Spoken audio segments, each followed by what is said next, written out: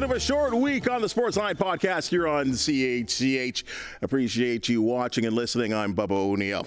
Folks, next time you look at a roster of your favorite team, chances are there's someone that got their start from the Hamilton, Halton, and Niagara regions. Today, a rapidly rising star from the Sweet Science. Now, at one time, this Hamilton native was an up-and-comer on the mat as an artistic and aerobic gymnast, yet those inner passions turned her to the Sweet Science. Now, with the backing and leadership of the Steeltown Boxing Club and the Oakville Boxing Academy, Victoria Vergos and her skills moved to the squared circle. And now she's on the national map. Next up, an Olympic medal, maybe an international world title. Let's find out and bring in the junior and youth national champ, Victoria Vergos. Thanks for joining us on the Sportsline Podcast. Thank you. It's an honor. It's a pleasure to be here. I've been looking forward to it. Well, you're our first boxer on the podcast too. We've covered so many sports, and I've thought to myself, we've got a boxing champ. Like there's so. I'm going to call you the champ every once in a while, if you're okay with that. Of course, of course.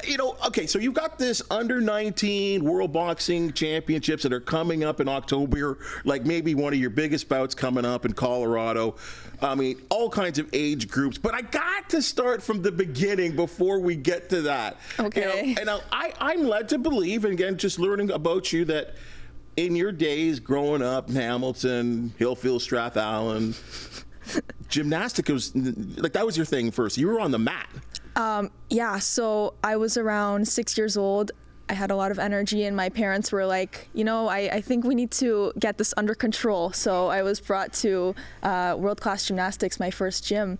And over time, I was like, I really like this. So I transitioned into competitive, had some competitions, the provincials. That was a great foundation for boxing. Like, there was a lot of that helped kind of bring me to where I am now.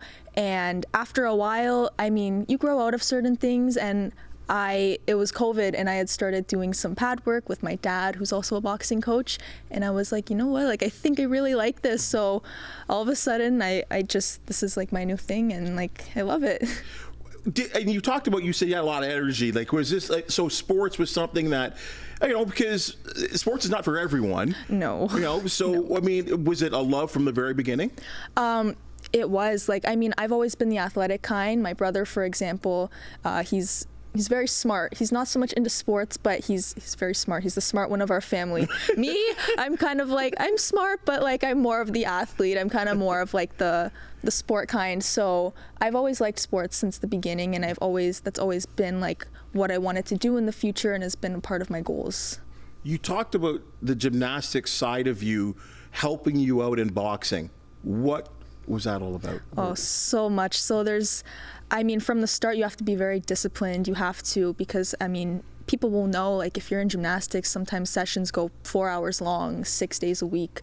And there's a lot of discipline. You have to go even if you don't feel like it. There's so much you have to do. If you don't want to do it, but you have to do it, and it's part of it. And over time, you see those results. There's the diet, there's the conditioning. So much that I found is the same in boxing in a different way, but it's all correlated and connected. And you always have someone pushing you too. That's the biggest part too. You always there's that coach that you need to make happy, you need to make proud, and it gives you that boost, it gives you that push. You talk about boxing, you make this switch. How old were you? 13. So you're 13 years old, and now I'm going to be a boxer. Okay. Yeah, interesting. How did you what are your friends thinking here, first of all? Always supportive, maybe a little bit unsure on where this rooted from, maybe a little bit if that's what you want to do, do it. I know it's not the general, what a 13-year-old girl wants to do. Gymnastics seems kind of normal or dance something, which was what I was doing for a while. And I was just at one point I was wow, I feel really cool. This gives me a lot of confidence. I feel really cool doing this. I'm and then over time I'm I think I want to actually do something with this. I think I want to pursue something with this. So I think also the other thing is that it didn't seem normal is what made me kind of more excited about it. I'm this is not what any 13-year-old wants to do. I'm like that's like my thing, like I can do it. So like that was a big part of it too.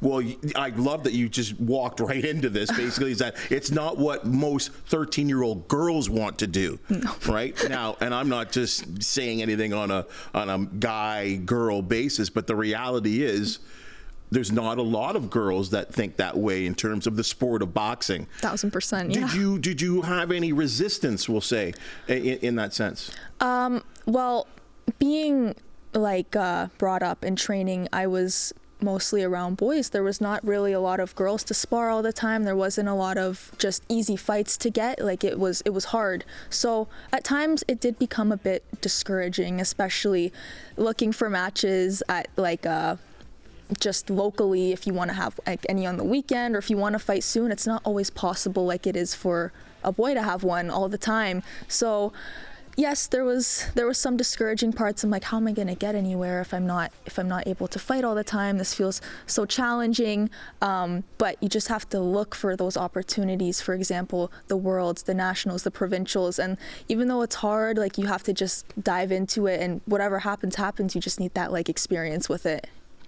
How did you get there? Did you just show up somewhere and say, I want to box?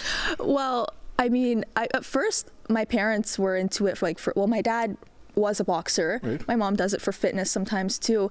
And it started off with my dad, because even as a gymnast, like he would talk about it all the time, force me to watch fights. I'm like, I don't even know what I'm watching. I don't know what this is. Like, this is great that you love it. What era? What was he showing you at the time? Oh my gosh, everything. Like top ranked matches, just everything. Muhammad Ali, Joe Louis, like all this stuff that wow. Yeah. It's still, now I can appreciate it more. But initially I was like, I'm not gonna lie, I'm really bored. Like I don't know what I'm actually watching here. So after a while, when we started to do some pad work together and work, it all started to kind of click. I'm like, oh, I remember this person he was talking about. I remember this boxer he mentioned, or this punch, this move. And like, it gave me kind of like, wow, like I feel like I'm a part of it now. I feel like I'm a part of it. And it gave me confidence to keep going. And it gave me motivation to like train more and see like how far I can actually go with this. So your dad is kind of your pseudo manager to start. Yes. But then you get into, I guess, Steeltown? Yeah, Steeltown was a gym of mine for a while, a couple years. Afterwards, well, currently I'm with Oakville Academy, and all of it plays like a part into where I am now, 1000%. Starting from my garage, getting to here, like it's all like its own little story, and it's good. But yeah, 100%, like it's all important. So it's all flowing. 2022, big year for you. Provincial Golden Gloves champion. Yes. The same year you win the Brampton Cup. You're a champion there. I would presume at this point you're more than just liking what you're doing. You're gaining confidence. Yes, I see boxing as not only something like I love to do, but I see it as like my job in a sense. Not a job where I'm like, I have to get up and go to work, like nothing like that. I see it as a job where I'm like, wow, like I get to do this every day. Like this is what I actually want to do. And there's so much you can do with it. You can look for sponsors, you can look for people to connect with. It gives a lot of opportunities to do things that are not just in the ring. And that's what I think is one of the best parts of it too. It opens so many doors. But at this point, you're what, 15? 18. So you're 18 now? Yes. But at this point, yeah, you're about 15 years 16, old. Yeah. And I'm just thinking of what's going on as a 15-year-old with I don't know, school dances, tests, exams, school, going to the movies.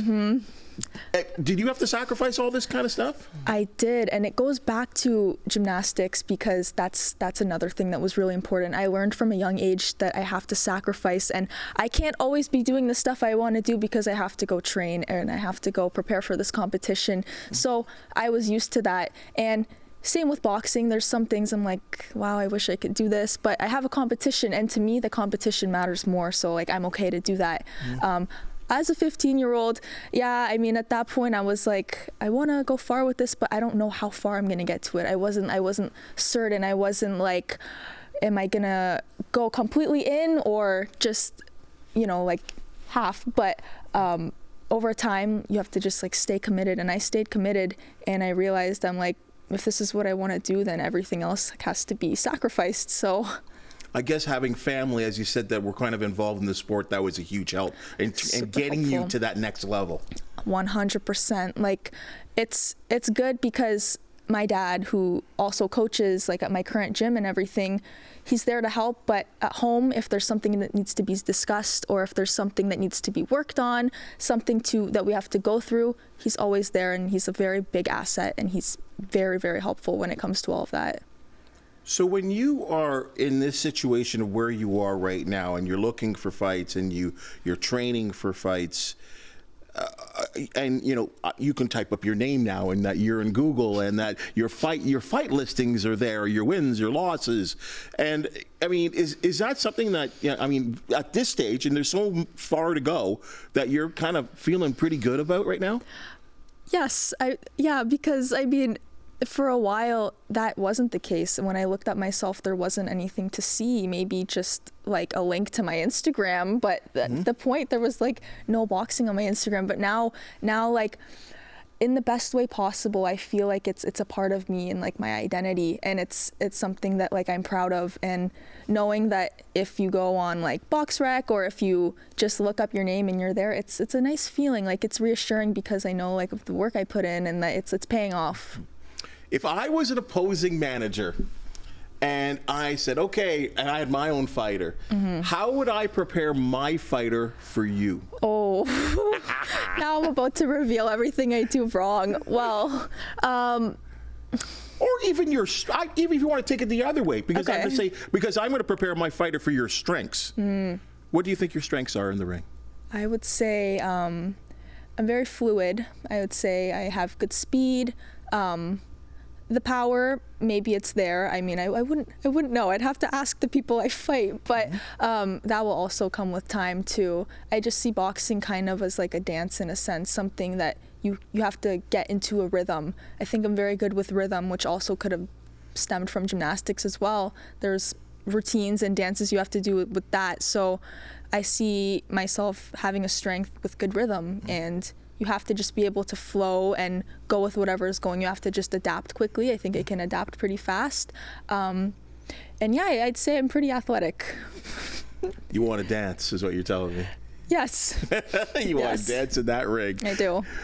You know, when you're looking, and this is just a real honest question for someone that's never been in the ring, and I think there's so many people that are watching or listening to this right now, and they've probably shadow boxed in the shower. Yes. Maybe they've had a couple of scraps with, you know, their buddies. Yeah.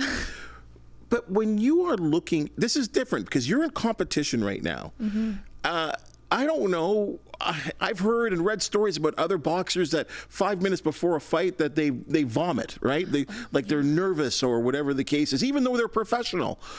What's that feeling like when, you know, because we see it in your bouts, like you got to take that short little walk from the locker room to the ring, and then you got to look in the eyes of your opponent. Oh my gosh. It's indescribable. Like, it's something that like you can't match or compare to anything else. That feeling when they're calling your name and you're walking down to meet someone you know is trying to essentially kick your butt. It's nerve-wracking, but you also have to have like that, I can do this, like I'm here for a reason. Like I know I signed up for this, so now I have to deal with whatever's about to happen. And even more so that feeling when there's like that stare off right before. It's like they could be so scared, I could be so scared, but we're not going to let each other know that.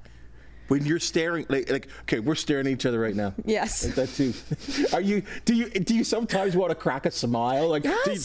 do you like? I was explaining to someone at my gym yesterday. Some people take it far. There's weigh-ins and they're looking for their opponent, waiting to just stare them down and try and scare them. I can't always do that because I feel like it's not in my nature. Like I'll start laughing or something, and I explain that too. Yeah. I'm like, I won't be able to take it serious. But there's that switch once you get in the ring, like, okay, it's go time, it's game time. Afterwards, you can be friends, but even before, like I'm still focused, but I can't be someone I'm not. I can't pretend like I'm gonna show you I'm about to like demolish you and everything, like, but once we're in the ring, it's different. It's completely different. Other than that, I just try and stay true to who I am and not, or else I'll laugh. Yeah. Well, and I ask that because I think at this stage of women's boxing, in this country especially, that the community is rather small. Yes. So you all must kind of know each other. 100%. We all have probably fought each other a couple times. We know who this person's gonna fight. Like everyone knows each other. Everyone, it's a small community, I'd say. You recently wrote a line that I just made me think so much on your Instagram about there's beauty in the struggle. And I'm going to take you back to one of your last bouts where you fought, I think, a German opponent, and you lost that bout. Yep. We love to win. Everyone loves to win. But sometimes and I've read this time and time from people in the best in all sports, that your biggest learning lessons are the losses. Yes, that you can't be who you are without losing. There's a lot of people, especially in boxing, they see people with perfect records and they think, I have to be like that. I can't lose or else I don't have a good career or something. But I'll be honest, like some of my favorite fights are some of the ones I've lost. I've had really close matches where, I mean, it doesn't matter on the outcome. Like when you lose, like it's such a good, you need it. It doesn't feel good in the moment, but like you take so much from that. One of my favorite fights, it's not actually my favorite performance, but I went to the Continentals in Colombia last year, and the draw, I drew the champion on the first day, and I had lost, and I felt crushed, but after that, like I was a completely different person. Like I'm so thankful that happened because I went on a huge winning streak after that. It just shows like there really is beauty in the struggle, and you have to really hit lows in order to get to highs. What did it do for you? It made you want to work? Like what did it do for you? Everything. It made me tell myself there has to be a change, and I think that change starts with me. Like you can physically prepare and you can train so hard. You can do all of that right, but what's most important is up here. And at that time, I didn't completely have that, and that was something I knew I had to work on right then and there. I think you just brought it up right there where I was going, is that boxing, we think about the strength, we think about the endurance, but the mental is so incredibly important. It's so important. It's everything, because like I was saying, you can do all of this training and you can prepare, you can run up Mount Everest, but if you don't believe in what you're doing and you don't believe that it's going to get you somewhere, then it won't. Well, let's talk about you right now, and we talked about this under-19 World Boxing Championships, 29 countries involved, the ultimate in weight classes, male, female, like this is a bigger stage for you. Yeah. Where's your mindset at this point? Because we're about a little over a month off from this event. Yeah. So the way I see it is it's really big. It's a big opportunity. It's nerve-wracking, of course, but there's a difference between being nervous and being scared, because if you're scared, that's when all those negative feelings kind of come in. If you're nervous, it means you care. And obviously this is something I really care about. And what I have to focus on is giving my best physically and mentally leading up to this, and training as hard as I can, leaving no stone unturned, making sure I have a good diet. Something I always like to do before matches is do things I don't want to do. Like if something makes me uncomfortable, I'm going to do it just for that mental reassurance. If I see something I want to eat, I'm not going to eat it, even if it might be good for me. Can you help me out on that? It's just, I need to have that reassurance and know going into it that I made myself go through something really hard to get here. And do you have to shut off the whole world? Well, like you've got a personal life, and I guess you're dating, and you've got family, and again friends, and but this is, like you said, this is now one of the most important events of your life. Yeah. So with the family, with everything that comes with it, I have to see it as help, because they are help. Everyone in my life knows what I'm doing and knows how far I want to take it. So everyone there supports and helps. School, yeah, it might be stressful, but you have to keep going with everything. Like it's just life. Like there's this tournament. Everything else though, it still deserves my attention, but temporarily my attention is focused on this Worlds, and after that, cool. But for now, that's my main focus. You're a university student. Like this is amazing to me that you are finding this balance and being successful in the sense of, like I said, all the things that are going on in your life. I can think back when I was your age, and man, there was a lot going on, right? Like I'm pretty boring now, but like there was a lot going on at that time. And here you are, you've got studies as well too. Can you just tell everyone what you're doing in terms of the university life? Yeah, I'm in Brock. I'm studying kinesiology, and I think it relates to what I want to do. Like as I was saying, I'm like the sport kind, and what I'm studying, it obviously is something I want to do in the future. It can be related to boxing. I have a lot of goals with that. When it comes to balance, it's really tricky, but it's doable. I think if there's something you want to do, it's hard, but there's always a way for it to get done. Like if you really have something you want to achieve and you really have goals, then you're going to take whatever path it takes to get there. And whether that's balancing school, family, regular life, boxing, there's a way to do it.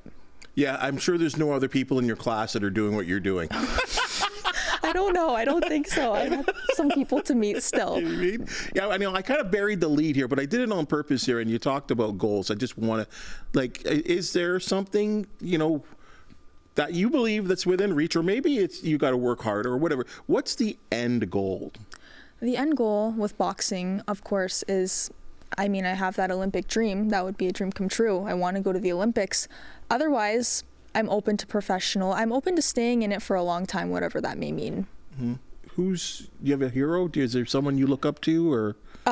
When it comes to boxers, my favorite boxer is Vasily Lomachenko. He's been my favorite boxer since I can remember. Even when I didn't understand boxing and my dad was showing me all those fights at first, I was like, he's a good athlete. He's a good boxer. When it comes to people I look up to, though, I look up to my parents a lot. And I know it may sound weird, but I would not be where I am without them. And sorry. It's okay.